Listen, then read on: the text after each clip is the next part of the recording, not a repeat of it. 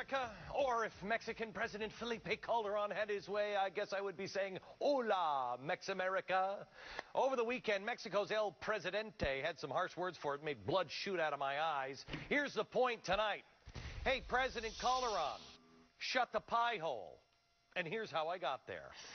I can't believe I actually have to say this, but it is America, 2007, so what the heck? Just so there's no misunderstanding. I am not anti-immigrant. I'm not prejudiced against Mexicans or anybody else. Immigrants built this country. I honor their contribution. But look, it's 2007, not 1937. Different time, different world, no longer faced with European refugees fleeing the Nazis.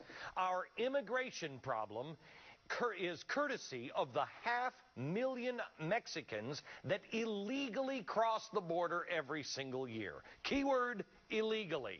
In a speech this past Sunday, Mexico's President Calderon said this. A nombre del Gobierno de México, nuevamente externo una enérgica protesta por las medidas unilaterales tomadas por el Congreso y el Gobierno de Estados Unidos que exacerban la persecución y el trato vejatorio en contra de los trabajadores mexicanos no documentados. Oh, he's getting tough there. Did you notice he started with, in the name of the government of Mexico? Ooh, I'm frightened now. By the way, President, why don't we stop a little name game here? Undocumented workers, while that's cute and clever, they're illegal aliens, period. Secondly, our immigration measures are unilateral because, oh, crap, it's our damn country. We don't need a second opinion, especially from Mexico. Then Calderon said, quote, Mexico does not stop at its borders. Wherever there is a Mexican, there is Mexico. Oh, my goodness. Wrong again, my amigo. Mexico does stop at the border. And if you don't believe me, we put together this little map here. There it is. See this little red line right there? Yeah, it's kind of squiggly. That's what we like to call a border. The place above it is where they have cable TV, water you can drink, and the place everybody wants to live. That's called the United States.